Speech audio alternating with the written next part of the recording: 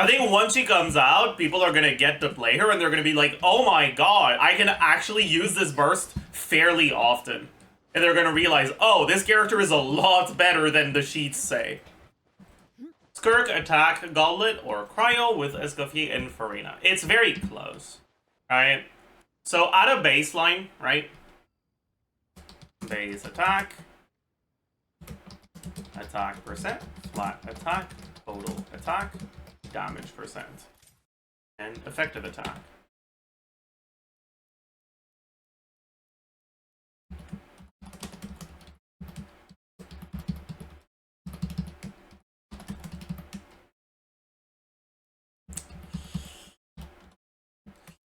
So first thing it's gonna depend on is your weapon, right? If you're using an attack weapon, it's gonna inherently make Cryo Goblet much better. If you're not using an attack weapon, it might make Attack Goblet better. For now, let's take a look at what happens with Finale, which is the default free-to-play stat stick, right?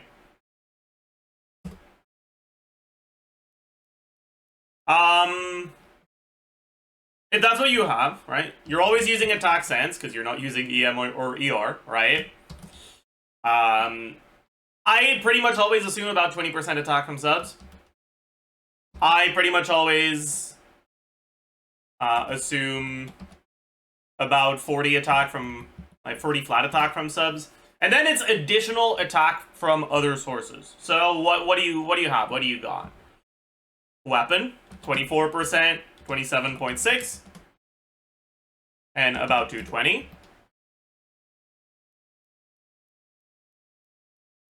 From the Bond of Life passive. Then what?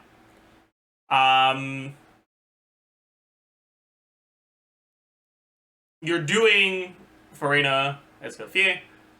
The best build is generally going to be TOM Farina, but I know a lot of people don't have a TOM for their Farina, so you might have it, you might not. Then your last slot, you might have Noblesse, you might have TTDS, you might not. And so the additional damage bonus, or the additional attack here, will range from 0 to 86. 88, right? From 0 to 88. Because if you have TOM and, like, Mona and Noblesse, for example, TOM Farina, Mona Noblesse, that's 88% attack. Damage percent, what do you have? Well, first, it depends on your set bonus. So, before we get in any further, we might as well make this a nice, neat little, let's make it look clean, okay? So, weapon, let's put a drop-down menu. Insert,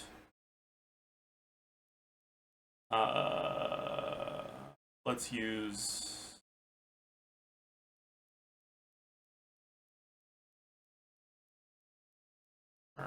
maybe not a drop down. Or sorry, yeah, this is not what I need to be using for the drop down. What am I supposed to use again? Combo box? No. List box? That makes sense. I think it's this one. Yeah, it is. So cell link gonna be this. We might as well have list of weapons here. We got Finale, we got Azure Light, we got Eshu. What else should we have? Mist Splitter. I think these are the main 4 weapons that people are gonna tend to use. You might use a different one, but generally it won't change too much. Black Sword, it's worse than Finale, so you don't use that. The results won't change too much. Maybe we have at least one weapon that doesn't have any damage percent or attack percent. Let's have Absolution. Sure.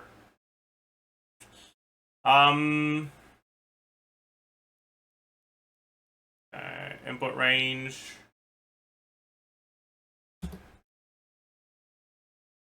That's not it. Wrong thing. Definitely the wrong thing. Fuck. Is it this one then? Yeah, it is. Okay. That's the one. Oh, that's stupid. That's not. Fuck. Okay, maybe I'm an idiot, chat. That's clearly not it. I think it was this, maybe? Oh, what a cool button this is. Whatever, I give up. Is data validation? Can you make a drop-down box from the data validation thing? In-cell drop-down. Yes, you can. I'm an idiot. Cool. Cool, good to know. Yup. Yup. Yup. Alright, 565, 674, 565, 674, 674. Plus, I wanted to look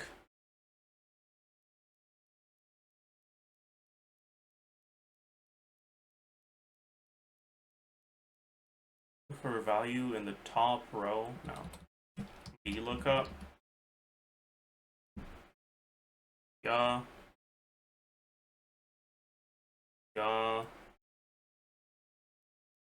Yeah. Okay. Cool. Then we have, so this is,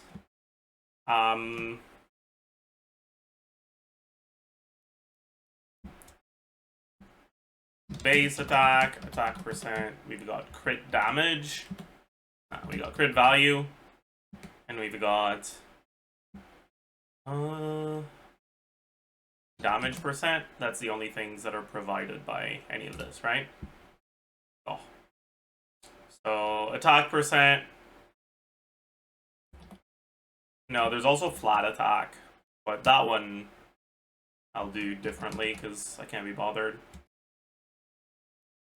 This is 48%, this is 27.6%, this is 0. 0. This is 22.1 times 2 plus 40. This is 16 times 2. This is 44.1. This is 64.1. Damage percent, 0. 0.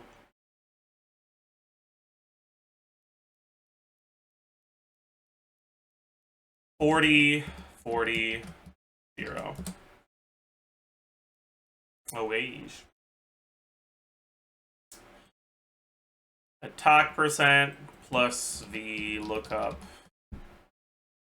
This.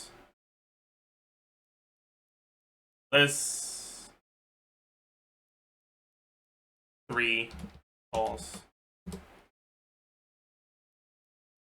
Flat attack 220 times if this equal finale through 1, 0. When I select finale, yeah.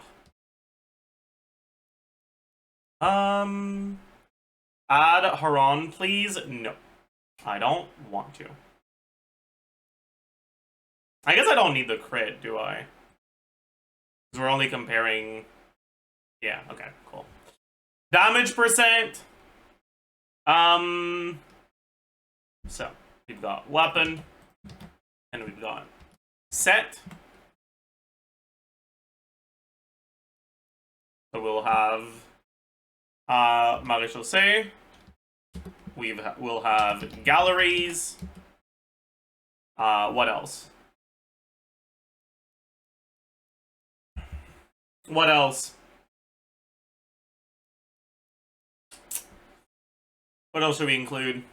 Should we include Glad? Maybe?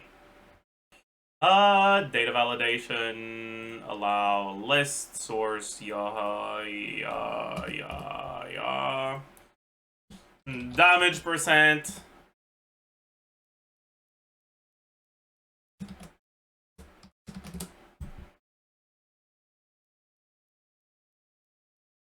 Okay. And then we have additional attack percent.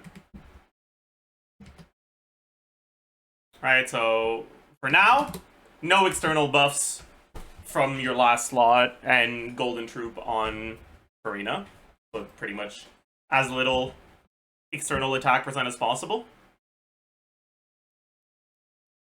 Okay, and with these things, how much damage percent do you have? You have about 250 average fanfare. You have is that it actually for base like damage percent stuff? It is, right?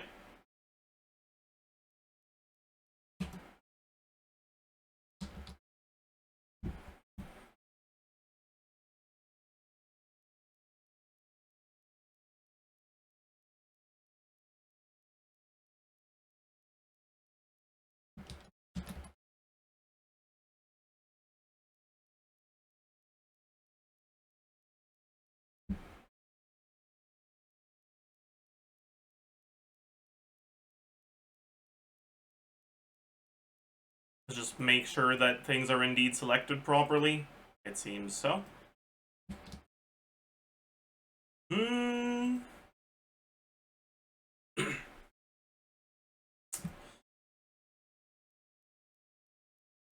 then plus V lookup set table column false. All right, cool. Then we have attack goblet and damage or cryo goblet. With attack goblet,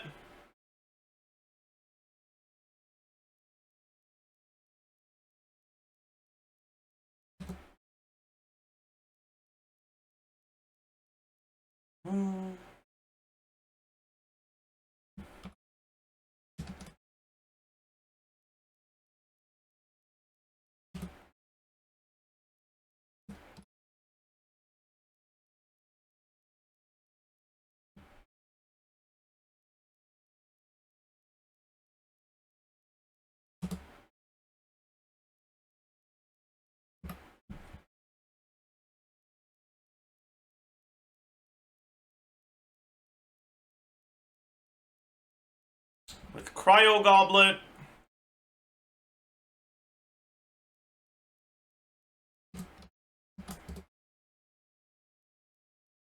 very cool. And then conditional formatting, highlight cell rule.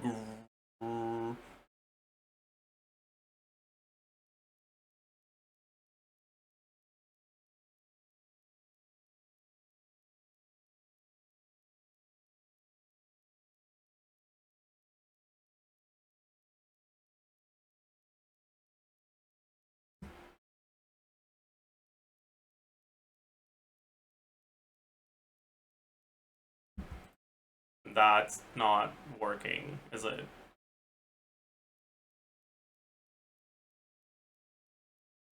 Oh, I see.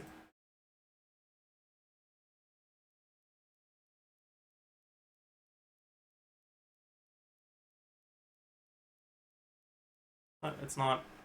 Why is it not working? Oh, there it is.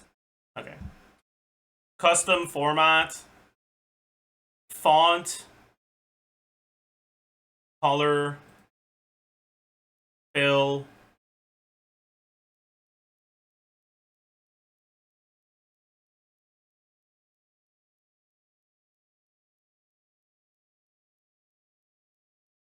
There we go. Okay. Very cool.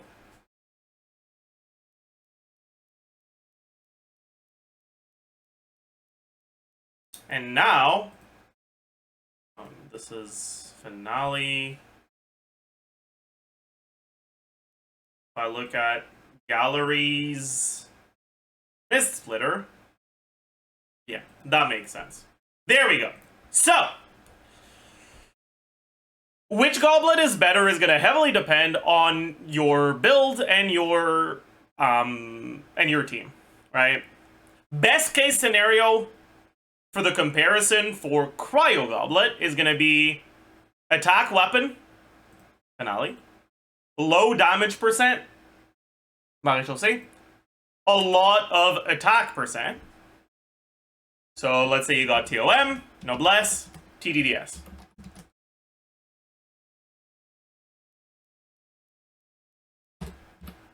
Right? In a case like this, Cryo Goblet is significantly better than Attack Goblet. You can see this how big this difference is. In order for Cryo Goblet to be worse, you need a few things. First things first, right? Even if you max out your damage percent like crazy, let's say you're doing Mona, Myth Splitter, Galleries, like 40% average from Mona. Attack Goblet is only slightly better when you have all the potential attack buffs you can have. Right? Which means if you're actually building your Skirk team optimally, if you're indeed using the sets you're supposed to, you're using your Noblesse, you're using your TOM, you've got that stuff at the ready, Attack Goblet is almost never better. But there's a few other factors that can go into things, right? You might not be able to use CTDS on your team. Maybe you're using Citlali, and we've talked about previously about how Citlali's setups are a little scuffed. That's number one. Number two, Cryo Goblets in general are better. The average Cryo Goblet is better than the average Attack Goblet because it has one more possible good substat. It can roll attack percent. Attack Goblets can't roll attack percent. I actually have quite a few Cryo Goblets with a lot of attack. Like, go to my Kea build. I don't know which one he's on right now, but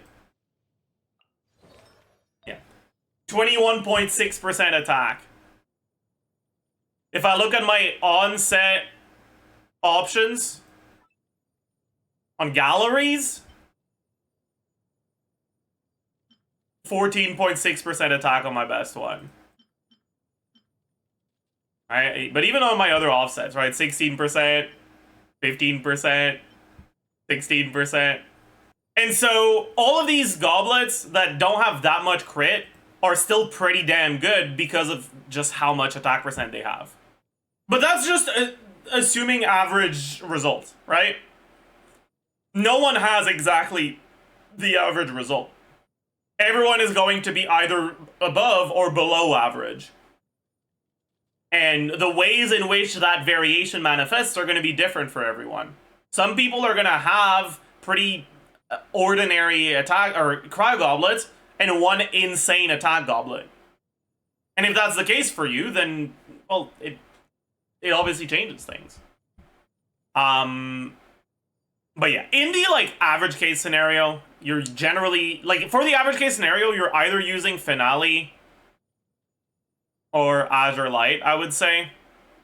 And you're also often getting at least some form of attack percent. Probably at least 40-ish total from external sources. As a general rule, if you're on Maréchaussée, it's pretty much always going to be better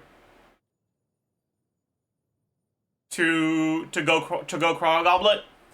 But because you get a lot of damage percent from Galleries, it makes the Cryo Goblet noticeably worse, and that can be enough for Attack Goblets to be better. Even if it's not necessarily better, if it has better substats, it might turn out to be better. Overall, though, if you want to know the specific answer for your build, use the optimizer. I think a lot of people are going to realize when Skirk comes out that not every character who calcs around 100k in their team DPS is the same. What makes Skirk so much better than Ayaka is the same thing as what makes Gaming not that great of a carry, despite his DPS being very clearly top 3. Like, can you think of one single advantage Ayaka has over Skirk? I'm actually kind of curious. Synergy, but that's already accounted for when you look at the DPS. You can't say Ayaka's good because her DPS is almost as good as Shenhe, and also she has great synergy with Shenhe. Like, that synergy with Shenhe is already accounted for when you calc the DPS. You know? Cryo app. I guess the Cryo app is the only thing. That's fair. All field Cryo app for Mawika. True. Ayaka, 5 emblem, or 5 noblesse Ayaka is indeed better than Skirk for Mawika. That's a good point. Energy for Escoffier. I guess. Having a team building restriction. I mean, what makes not having the team building, like, I'm not saying that's not important, but I'm asking you, what exactly is it that makes that important? Is it so that the character can perform better if you're relatively new and you don't have all the units to make their good teams? Does Ayaka perform better in her non-Escoffier teams than Skirk does in her non-Escoffier teams? I mean, not really.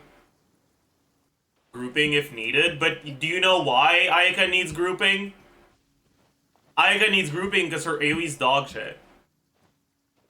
Have you seen the size of Skirk's burst? When you're in AoE situations, just play burst Skirk. You can't miss, you don't need grouping. Ayaka is real Cryo and Skirk is fake Cryo, true. Are you excited for Skirk or do you find her to be boring? Yes? Thank you for I'm excited for Skirk, and I find her to be boring. That's how it'd be right now. Yeah, I feel like people are just outright forgetting that Skirk just becomes better than Mawika on her first rotation. And that if you want, you can hold off on start, or you can build up that first rotation again at the end of a chamber. And that current Genshin content does not need more than that amount of rotations to clear anymore. Like, it's 2 rotations, maybe, generally. For, like, the really strong characters. On top of that, people underestimate just the sheer fucking amount of stalling mechanics enemies have. Right? Like, while PMA is immune and then starts summoning his things, you can hold the on Skirk so that you end up getting that roided out rotation. Or rather, you end up one-shotting the thingy, and then you can use normal attacks on the big one. If you were against a Papilla, right? While you're breaking the Void Shield, hold the on Skirk, and once the Void Shield is down, you get the roided out rotation. Any sort of elemental shield, really.